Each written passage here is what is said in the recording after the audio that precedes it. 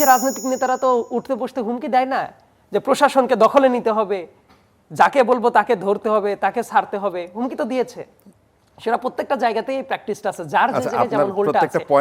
এটা যদি থাকে, এই খাইসলত কারো ভেতরে থাকলে ইরেসপেক্টিভ অফ পলিটিক্যাল পার্টিজ, তারা ধরা খাওয়াটা অবশ্যই উচিত। গত 5 আগস্ট আওয়ামী লীগ সরকারের পতনের পর বিশ্বজুড়ে সংগঠিত রাজনৈতিক সহিংসতার 91.7% ঘটনার সঙ্গে বিএনপির নেতাকর্মীদের সংশ্লিষ্টতা পেয়েছে টিআইবি। আজকে আপনি হয়তো ব্যাপারটি দেখেছেন। আওয়ামী লীগ 20.7% ঘটনায় জড়িত, জামায়াতে ইসলামী 7.7% জড়িত, আর একা দেশ জুড়ে সংগঠিত রাজনৈতিক সহিংসতার 91.7% ঘটনার সঙ্গে বিএনপি নেতাকর্মীদের জড়িত থাকার সংশ্লিষ্টতার কথা বলেছে টিআইবি এই রিপোর্টে।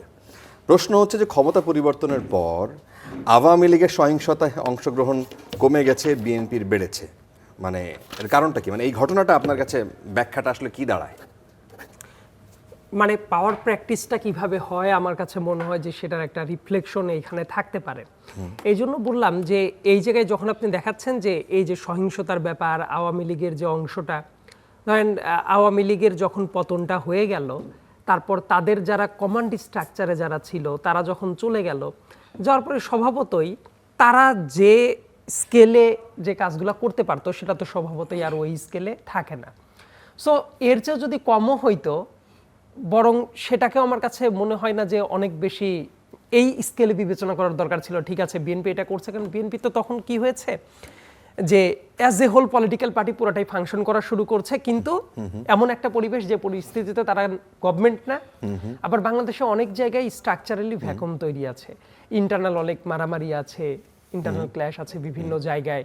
তারপর লোকাল পাওয়ার পলিটিক্স, যেটা ধরেন যে আমরা আপনারা ঢাকায় বসে থেকে যেভাবে রাজনীতিটাকে দেখি, লোকাল অনেক জায়গায় কি হয় দেখবেন যে ওই বিভিন্ন জায়গা, হাট মাঠ ঘাট, বিভিন্ন কিছু দখলের জায়গাটা, এই জায়গাগুলো অবশ্যই অনাকাঙ্ক্ষিত। ধরেন যে আপনি আনলফুলি কোথাও গিয়ে কোনো কিছু করছেন, মানে আপনি যদি বলেন যে 5 আগস্টের আগে যে সব জায়গায় আওয়ামী লীগের দখলে ছিল, সে পরিষ্কারভাবে সেই জায়গাগুলো বিএনপি দখল করতে গিয়েছে, যার যেরকম ক্যাপাসিটি ছিল। ইয়েস, বিএনপির আপনি যদি সাইজটাকে চিন্তা করেন, বড় সাইজ আকারে তাদের অপকর্মের ফিরিস্তিও এই যে দখলের জায়গাটা, সেটা বড় হয়েছে। তারপরে দেখবেন যে ওই সংখ্যানুপাতিতে যারা আছে তারা করেছে, এগুলা খুবই আনএক্সপেক্টেড ছিল, এবং ইন নো সেন্স আমি সেটাকে জাস্টিফাই করছি। কারণ কি, দিন শেষে তো মানুষ আসলে যেটা চায়, মানুষ আসলে এমন একটা সমাজ দেখতে চায় যে জায়গায় ভয়ের রাজনীতিটা থাকবে না, রাইট? তো এখন দেখা গেল ধরেন যে অমুক একটা হাট, অমুক একটা মাঠ, অমুক একটা ঘাট অমুকে অমুকে অমুকে দখলের ছিল। তো তারা চলে যাওয়ার পরে ঠিক আছে, তারপরে এইবার বোধ হয় যে পৈতৃক সম্পত্তির মতো আমাদের দখল নিতে হবে। এই কাজটা ধরেন যে আমরা হয়তো বা উপর থেকে যাই বলার চেষ্টা করি না কেন, লোকাল জায়গায় তো এই স্টাইলেই সব কাজটা হয়েছে, রাইট? দেখবেন অনেক বড় বড় ব্যবসা প্রতিষ্ঠান ঠিক আগে যারা ছিল চেঞ্জ হয়েছে, কেউ না কেউ গিয়ে সেই কর্তৃত্বটা নিয়েছে। ঢাকার বড় বড় ব্যবসা প্রতিষ্ঠানের কথা বলেন, এমন অনেক মিডিয়া হাউসের কথাও বলেন, এই কাজটা তো অনেক জায়গায় ঘটে গেছে। এবং আমার কাছে মনে হয় যে এই যে এই নিয়ে দখল নেওয়ার জায়গাটা, আমি আবার বলছি I don't support this thing, কিন্তু এই নিতে যাওয়ার ভেতরে এমনও হয়েছে দেখবেন ইন্টারনাল ক্ল্যাশ লেগে গেছে, নট নেসেসারিলি এই দলের সাথে ওই দলের, নিজেদের ভেতরেই, যে কার পাওয়ার বেশি একটু দেখি। এটা দেখতে গিয়ে দেখা গেছে যে ওই যে মারামারির যে ক্ল্যাশ, সেই জায়গায় দেখুন হতাহতের ঘটনা প্রচুর পরিমাণে ঘটেছে। আবার অনেক জায়গায় এমন ঘটনা ঘটেছে যে ভ্যাকুমটা এমন লেভেলের ছিল যে ওই জায়গাটা আসলে কি ঘটনা ঘটতে পারে, নোবডি নোজ।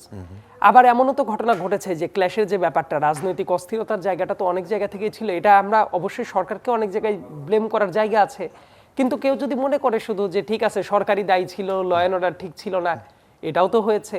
পলিটিক্যাল ইন্টারেস্টে এমন অনেক মানুষ অনেক কিছু অপকর্ম করার চেষ্টা করেছে, হয়তো বা ভিকটিমহুড সেল করে যে আমি এতদিন এইটা পারি নাই, এইটা পারি নাই, অতএব এখন এটা পাওয়া আমার হক হয়ে গেছে।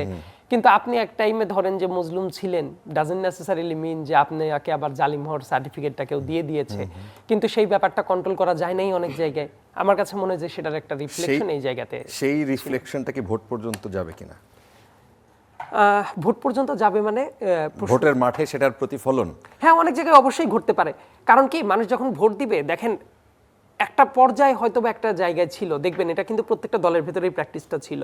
বিএনপির জায়গা বলেন, আওয়ামী লীগের জায়গা বলেন, ইভেন জামাতের যেসব জায়গায় স্ট্রং হোল্ড আছে, রাজনীতিটা আগে কিভাবে চলতো। ইনফ্যাক্ট আপনারা যখন বিশ্ববিদ্যালয়ের স্টুডেন্ট ছিলেন নিশ্চয়ই আপনারা এই অভিজ্ঞতাগুলো আপনাদেরও মানুষদের কাছে আমি শুনেছি অনেক সময়, যে কোনো একটা হলের কন্ট্রোল কার হাতে আছে, যাদের কিছু অস্ত্র হলে মজুদ আছে, দেখবেন যে যারা পাওয়ারটাকে প্র্যাকটিস করতে পারছে, দেখাইতে পারছে। সো ওই কালচার একটা সময় ছিল, এটা কিন্তু রাজনীতির মাঠেও, যে ঠিক আছে ভোটের আগে দেখবেন যে মানুষ কি বলতো, অমুককে ফালাইয়া দিতে হবে, কয়টা মানুষ ফালাইয়া দিতে পারে, মানে খুন করে ফেলার মতো ঘটনা, কয়টার হাড়ুড্ডি ভাঙতে পারবে, এইটা ভাঙলে যেটা হবে যে মানুষ কেন্দ্রে যাওয়ার আগে ঠিক আছে এই উইং এর বাইরে বোধহয় যাওয়া যাবে না।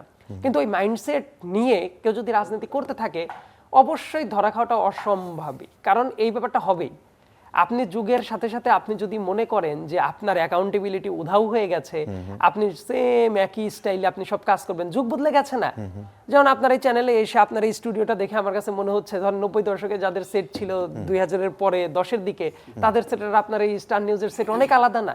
তো যুগের সাথে সাথে মানুষকে তো আপডেটেড হইতে হয়। আপনি যদি ওই ধ্যান ধারণাতেই পড়ে থাকেন যে না এই পাওয়ার প্র্যাকটিস শো করে কোনো কিছু করে যে ঠিক আছে হবে, ওই যে রাজনৈতিক নেতারা তো উঠতে বসতে হুমকি দেয় না যে প্রশাসনকে দখলে নিতে হবে, যাকে বলবো তাকে ধরতে হবে, তাকে ছাড়তে হবে, হুমকি তো দিয়েছে।